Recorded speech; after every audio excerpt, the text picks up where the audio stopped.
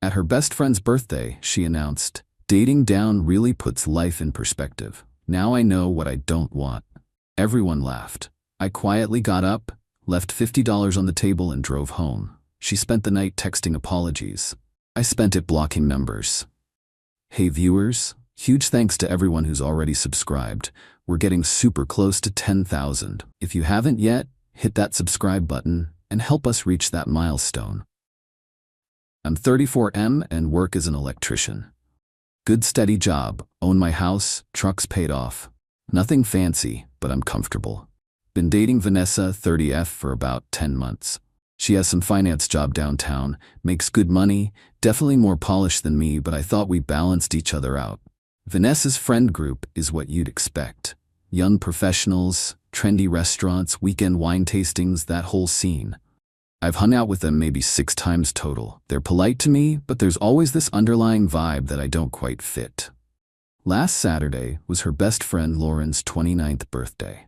Big dinner at some upscale steakhouse downtown, maybe 12 people total. Lauren specifically requested I come, which I thought was nice. Should have been a red flag. Thing is, I've noticed little comments from this group before. 3 months ago at a wine bar, someone made a joke about me being the token blue-collar guy. 2 months ago at a dinner party, Lauren asked if I'd ever considered advancing my career beyond manual labor. Last month, Vanessa's coworker mentioned how refreshing it was that she was exploring different types of people. I ignored it all, figured they just didn't know many tradesmen. Vanessa always seemed embarrassed by their comments and would change the subject. We get to the restaurant around 7 p.m. Nice place. Cloth napkins, wine list thicker than a phone book. I'm wearing my good shirt and jeans, everyone else is in business casual or better. The usual dynamic, but I'm used to it by now. Dinner starts fine. Good food, normal conversation about work and weekend plans. I mostly listen, contribute when someone asks me something directly. Vanessa seems relaxed, keeps including me in conversations. Around 9 p.m. we're finishing dessert, and Lauren stands up with her wine glass. Time for the birthday speech. I just want to thank everyone for being here tonight. This has been such an amazing year, and you guys are the best friends a girl could ask for. Standard birthday stuff. People are smiling, raising their glasses. I've learned so much about myself this year, especially about relationships and what I want in life. She's looking around the table, making eye contact with everyone. Vanessa, you've taught me something really important this year. Watching you has been so educational. Vanessa looks confused but pleased. What do you mean?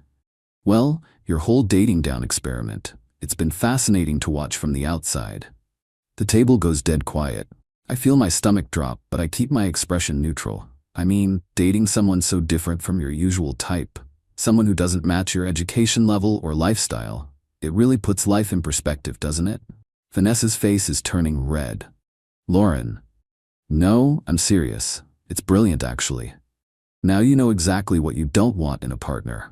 The whole experience has been like a cautionary tale for the rest of us. Half the table looks uncomfortable, the other half is nodding along. Some guy named Brad actually smirks. That's harsh, but probably true. Another woman adds, it does make you appreciate compatibility more. I'm sitting there processing that I've apparently been a 10-month social experiment while her friends discuss me like I'm not here. Lauren raises her glass higher. So here's to learning experiences and knowing your worth. Thanks for showing us what settling looks like, V. Really educational stuff. Everyone's looking between me and Vanessa now. Vanessa looks mortified, but she's not saying anything to defend me. Just sitting there frozen while her friends toast my humiliation. I calmly reach into my wallet, pull out 2 20s and a 10, and place them on the table next to my plate.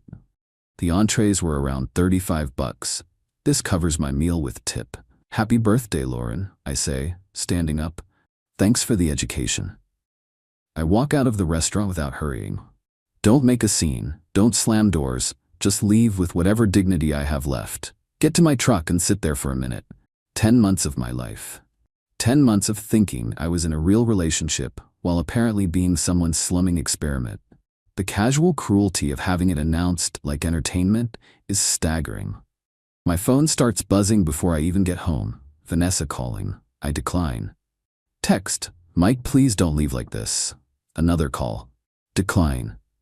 Text, Lauren was drunk, she didn't mean it. Another call. I turn my phone off, get home, crack a beer, and think about the last 10 months. All those comments I brushed off. All those times I felt like a curiosity instead of a boyfriend. All those moments when I wondered if I was imagining the condescension. Turn my phone back on around 11 p.m.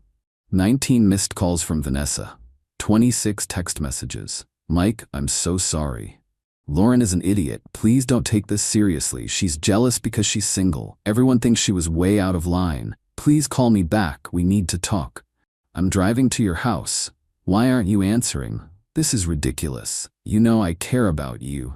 Don't throw away what we have over something stupid, Lauren said. I start blocking numbers. First, her personal phone. Then when she tries calling from what's probably a friend's phone, I block that too. Around midnight, I hear a car outside. Look through the blinds and see Vanessa's BMW parked on the street. She walks up to my door and starts knocking. Mike, I know you're in there. Please just talk to me. I don't answer. She keeps knocking for about 10 minutes, then goes back to her car. But she doesn't leave. Just sits there watching my house. She finally drives off around 12:30 a.m. This morning there are flowers on my doorstep with a note. I'm sorry. What we have is real. Please don't let Lauren ruin this. V. Threw the flowers in the trash with the note. Here's the thing. Maybe Lauren was drunk. Maybe she was bitter about being single. But dating down experiment isn't something you make up on the spot. That phrase came from somewhere. That was language they'd used before. And Vanessa's reaction told me everything. No immediate defense of me, no shutting Lauren down, just embarrassment that her friends said the quiet part out loud. I've been someone's social science project for 10 months. Someone's way of figuring out what she really wants. The charity case that made her appreciate her own standards. Not interested in being anyone's learning experience while they figure out their preferences. She got her education. Now she can find someone who matches her requirements from day one. Update 1, 48 hours later.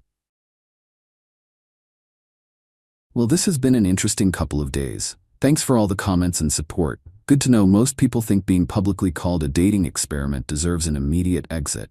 So yesterday, Vanessa escalated her damage control campaign. She showed up at my job site around lunchtime. I'm working on electrical for a new office building downtown. We were on break when my supervisor Frank comes over. Mike, there's a woman outside asking for you. Says it's urgent. I look toward the street and see Vanessa standing by the sidewalk in her work clothes. She's smart enough to stay outside the construction zone, but she's clearly waiting for me. Tell her I'm busy. She says she'll wait until your break is over. Then she's going to be waiting a while. But having my personal drama visible to my crew isn't professional. I walk over to the fence separating the site from the sidewalk. Vanessa, you can't be here. Mike, please, 5 minutes. There's nothing to discuss. Yes, there is. What Lauren said was completely wrong, and I told her so. When? Because you didn't say anything at the restaurant. I was in shock. I couldn't believe she said something so horrible. Horrible but accurate, apparently. That's not true. Mike, you know how I feel about you. I know how your friends feel about me, and I know you didn't correct them. My crew is trying not to stare, but this is getting awkward. Please just meet me for coffee after work so we can talk properly. No, then dinner tomorrow, or this weekend, anything. Vanessa, I'm not interested in being your social experiment anymore. That's not what this was. Really? Because Lauren seemed pretty confident about the whole dating down thing. Lauren doesn't understand our relationship. She understood it well enough to give a toast about it. Vanessa looks around and realizes people are watching. I'm not giving up on us, Mike. There is no us. There's just you figuring out what you don't want. I walk back to the job site, and she eventually leaves. That evening brought a new approach. Vanessa had her sister Kim call me. We'd met a couple times at family gatherings, always seemed reasonable. Mike, I heard what happened at Lauren's birthday. Word travels fast. Vanessa told me what Lauren said. I wanted you to know that was completely out of line. I appreciate that, Kim. She's been crying for 2 days. I've never seen her this upset. I'm sorry she's upset, but this isn't something I can fix. Mike, I know my sister. She genuinely cares about you. Your sister's friend called me a dating experiment and she sat there silent. She was probably in shock. She was probably embarrassed that someone said what she'd been thinking. Long pause. You really think that's how she sees you? Kim, your sister makes good money and has a graduate degree.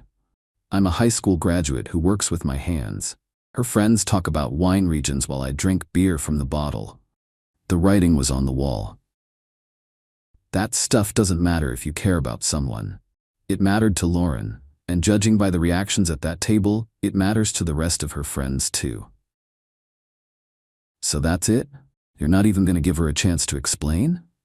She had her chance to explain on Saturday night. When Lauren was talking, that was her moment to shut it down. She chose silence.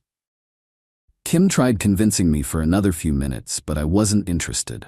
Today brought Vanessa's most desperate move. Around 2 p.m. I get a call from my mom. Mike, I just got the strangest call. From who? Some girl named Vanessa. Says she's your girlfriend and you two had a fight. Ex-girlfriend. What did she want? She wanted to know if I could talk to you about giving her another chance. Said there was a misunderstanding. What did you tell her? I told her I don't get involved in your relationships, and she had no business calling me. Good. How did she even get your number? She said you'd mentioned me bringing cookies to your worksite last month, so she called around to electrical companies until she found someone who knew Frank, your supervisor. Frank gave her my number thinking it was an emergency. That's pretty determined. That's pretty desperate. Mike, what happened? I explained the whole situation. Mom listens without interrupting. So this girl's friend called you a learning experience? Pretty much. And your girlfriend didn't defend you? Nope. Then you made the right choice, honey. You deserve someone who's proud to be with you, not someone using you to figure out what they want. Thanks, Mom. Although I have to say, calling me shows she's really panicking. That girl must be realizing what she lost. This evening, I get a text from Vanessa's number. Mike, this is Lauren using V's phone. I owe you a huge apology. I almost delete it, but I'm curious what excuse she's come up with. What I said on Saturday was completely wrong, and I'm sorry. I was drunk and taking out my own relationship frustrations on you. That doesn't make it okay. I know. I talked to Vanessa yesterday, and she told me how serious you two are. She's been planning to introduce you to her parents at Christmas. If that's true, funny way of showing it. Mike, I was wrong about everything. Vanessa talks about you constantly. She's crazy about you. Then why didn't she defend me? Because she was shocked. We all were. Nobody expected me to say something that cruel. But you did say it. Yeah, I did, and I've been regretting it ever since. I think about this for a while before responding. Lauren, maybe you were drunk and frustrated, but dating down experiment isn't something you make up on the spot. You've heard that phrase before. You're right, my ex-boyfriend used it about his previous relationship. I was projecting my own situation onto yours. So, this had nothing to do with how she actually feels? Mike, Vanessa has never said anything negative about you. Ever. Then why do I feel like a zoo animal around her friends? Because we're snobs who aren't used to someone genuine. But that's our problem, not yours. Long conversation, but it got me thinking. Maybe I misread the situation. Maybe Lauren really was just being drunk and bitter. But then I remember Vanessa's face at the restaurant. The silence when she should have spoken up. Still not sure what to believe. Final update, 1 week later. Time to close this chapter. It's been a week since Lauren's birthday speech, and I've had time to think about everything that happened. After Lauren's apology text, I spent a couple days considering whether I'd overreacted. Maybe she was just drunk and bitter. Maybe Vanessa really was planning to introduce me to her parents. Maybe I jumped to conclusions. Then I started remembering other things. 2 weeks ago, Vanessa mentioned wanting to take a weekend trip to Napa Valley. When I looked up wine tour prices and said it seemed expensive, she got this look and said, "Well, I could probably cover it if you can't afford your share." At the time, I thought she was being generous. Now I realize she was already planning around my financial limitations.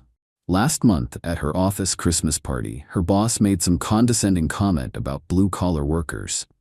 Vanessa didn't defend me, just changed the subject like she was embarrassed. 3 weeks ago, she suggested I might want to explore some continuing education options to expand my opportunities. When I said I liked my job, she said, "Of course, but don't you want to grow?" Those weren't isolated incidents. They were part of a pattern I'd been ignoring because I wanted the relationship to work. Wednesday, I made my decision. I called Vanessa from work. "Mike, oh my God, I'm so glad you called." "Vanessa, I've thought about everything and my answer is final. We're done."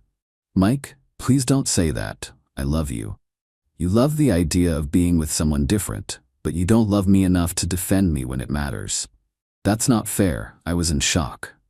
Fair is being with someone who sees me as an equal, not a project. You are my equal. Your friend called it dating down, and you didn't disagree.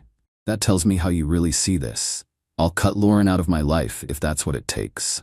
It's not about Lauren. It's about the fact you agreed with her assessment. I never agreed with anything. Your silence was agreement enough.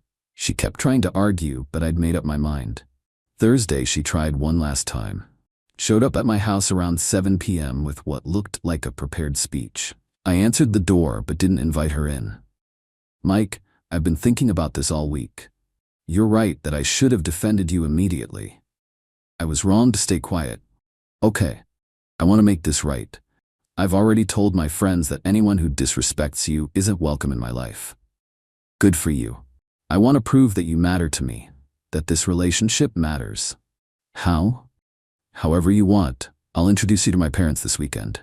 We can move in together, whatever shows you how serious I am." I looked at this woman I'd spent 10 months with, trying to figure out if she was genuine or just panicking. "Vanessa, can I ask you something honestly?" "Anything." Before Lauren's speech, had you ever thought of our relationship as dating down? She hesitated, just for a second, but I caught it. "No, I never thought that. Not even early on?" "Mike, that's not. Yes or no. Did you ever think you were dating below your level?" Another pause. Maybe at first I wondered if we were compatible long-term because we're so different. But that changed. When did it change? Months ago. "Mike, I fell in love with you." "But you did think you were dating down initially. I thought we came from different worlds." "That's not the same thing." "It's exactly the same thing. You saw me as beneath your level and hoped it would work out anyway." "That's not how it was." "That's exactly how it was." Lauren just said out loud what you'd been thinking. "Mike, please. Find someone who matches your background from the start. Someone who doesn't make you wonder if you're settling." I closed the door, and that was the end of it. That was 4 days ago. No more calls, texts, or surprise visits. Either she finally accepted reality, or she's already moved on to someone more suitable. Yesterday I had lunch with my buddy Tom, who works plumbing. Told him the whole story. "Man, I could see this coming from a mile away." "What do you mean?" "Mike, that girl never looked at you like you were her equal. She looked at you like you were interesting, but not like you belonged." "You noticed that?" "We all did. She was nice enough, but there was always this vibe like she was doing charity work." That confirmed what I already knew deep down. I'm doing fine. Better than fine, actually. No more second-guessing myself around her friends. No more feeling like I need to prove I'm worth her time. No more dating someone who saw me as a social experiment. The revenge wasn't elaborate. It was just refusing to be someone's learning experience and walking away with my dignity intact. Lauren's speech was the best thing that could have happened.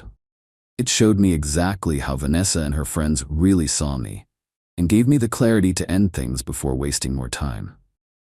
Vanessa got her education about what she doesn't want. Turns out, she doesn't want someone who has enough self-respect to walk away when disrespected. Next time, I'll find someone who sees dating me as moving up, not down.